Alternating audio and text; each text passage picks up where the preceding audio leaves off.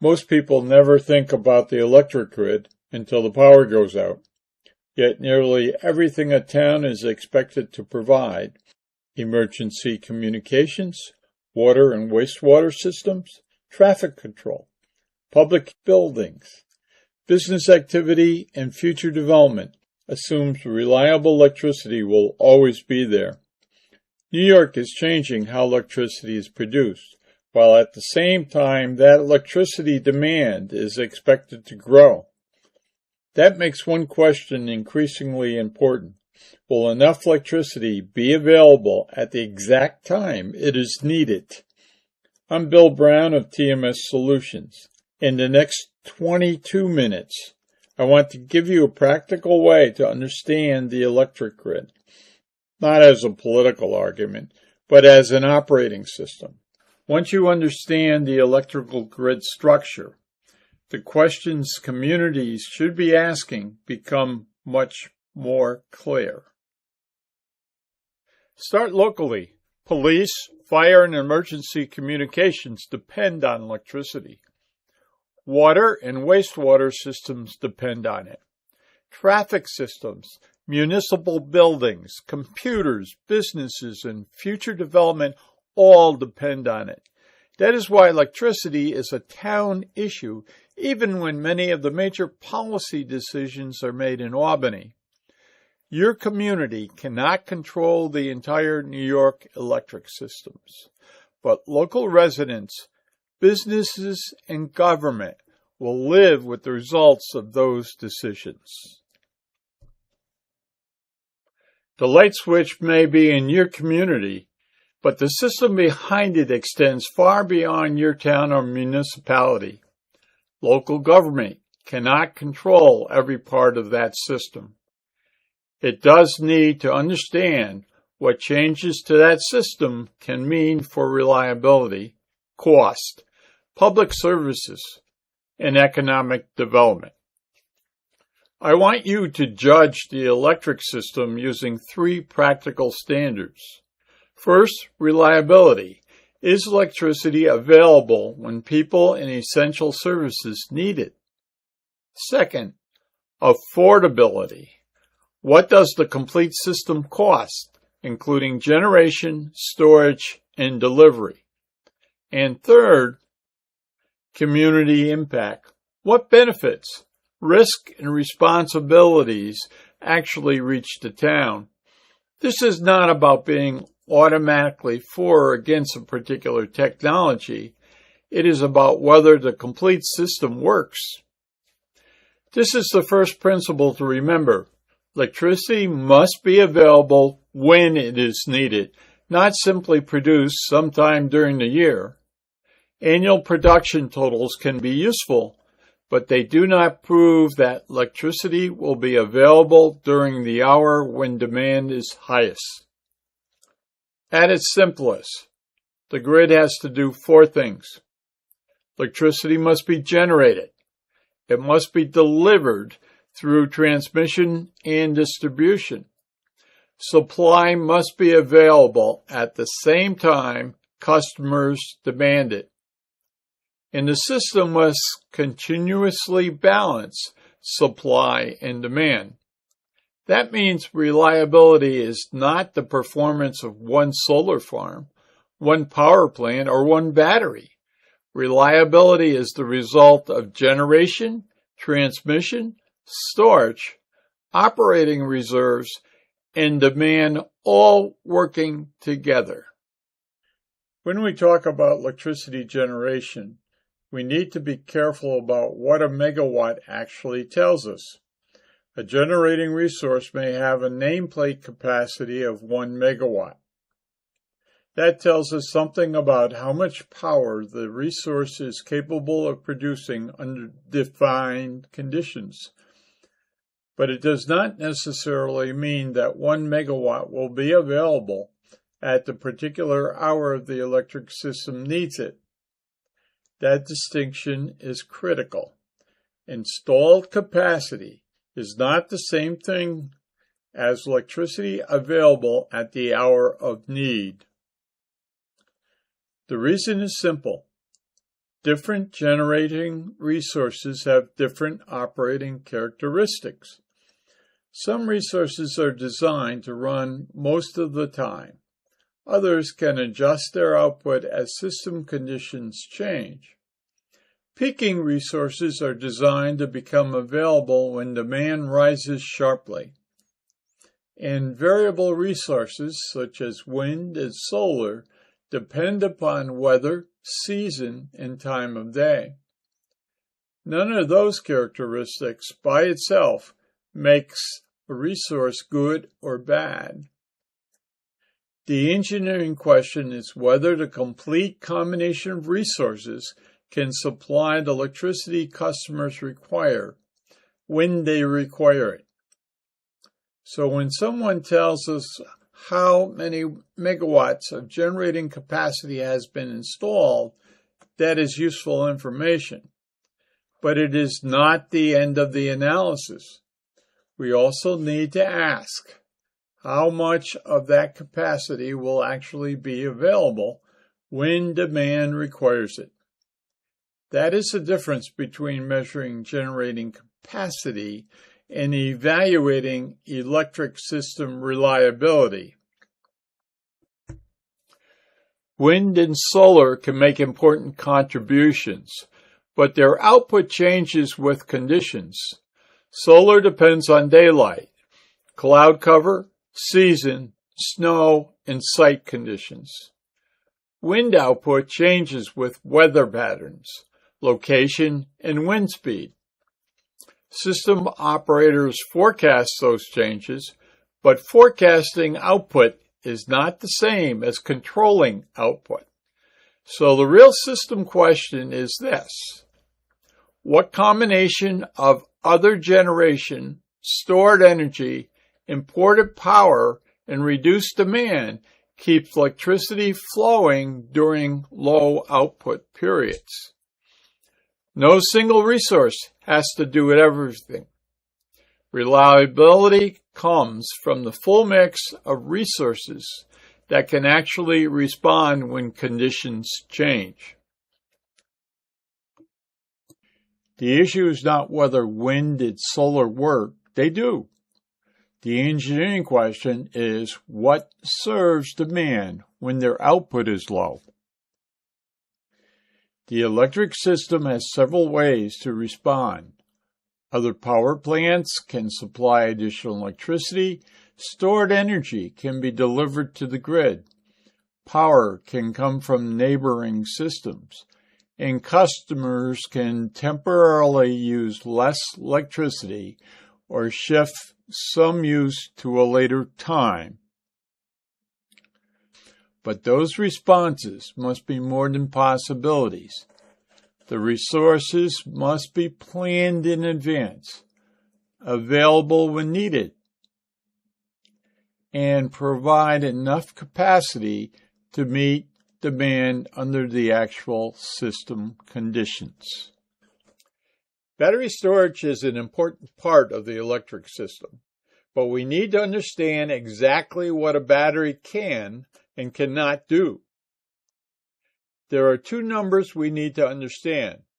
First is megawatts, or MW. That tells us how much power the battery can deliver at one time. The second is megawatt hours, or MWH. That tells us how much energy the battery has available to deliver over time. Here's a simple example. A battery rated at 100 megawatts or 400 megawatt hours can deliver 100 megawatts for approximately 4 hours. 100 megawatts multiplied by 4 hours equals 400 megawatt hours. That makes it approximately a 4-hour battery when operated at its full 100 megawatt output. 4-hour storage can be very useful for shifting electricity from one part of the day to another, or helping the grid through a relatively short period of high demand. But now change the problem. Suppose the electricity shortage lasts 10 hours. Or suppose low output conditions continue through the night into the next day, or for several days. The battery requirement becomes very different. That is why simply saying that a project includes battery storage does not tell us whether it solves the reliability problem. We have to know how much power the battery can deliver, how much energy it stores, and most importantly, how long it can continue supplying the required power. Batteries can provide important services to the electric grid, but the important question is not simply, do we have battery storage? The question is, how long must that storage supply electricity? 4-hour battery can address a 4-hour need. A 10-hour shortage requires substantially more stored energy. And a shortage lasting several days is an entirely different system requirement. So when battery storage is proposed as part of the reliability solution, we need to ask, what problem is this battery designed to solve? And is its duration long enough to solve that problem? That is the key point. Battery duration must match the duration of the need. Storage is sometimes discussed as though it were another source of electricity. It is important to understand that it is not. Electricity must first be generated. Some of that electricity can then be used to charge a battery. The battery holds that energy so it can be delivered at a later time when it is needed. That is the basic purpose of storage. It moves energy from one period of time to another. But storage does not create energy. Look at the sequence. Electricity is first generated. Energy is then used to charge the battery. The battery stores that energy, and later the stored energy is discharged back to the grid to help meet demand. So every megawatt hour we expect to take out of storage had to come from electricity that was generated earlier. And because the storage process has losses, more energy must go into the storage system than we ultimately get back out. That leads us to another important system question. After the battery has been discharged, how does it get recharged? The grid still has to serve homes, businesses, government operations, and everything else requiring electricity. At the same time, if we expect to use that battery again, we need additional available electricity generation to recharge the storage system. So there are 3 questions we should ask. What energy source will recharge the battery? When will that energy be available? And most importantly, will enough electricity be available to serve demand and recharge the battery at the same time? That is why a credible storage plan cannot simply tell us how much battery capacity will be installed. It must also explain how and when the stored energy will be replaced after the battery is used.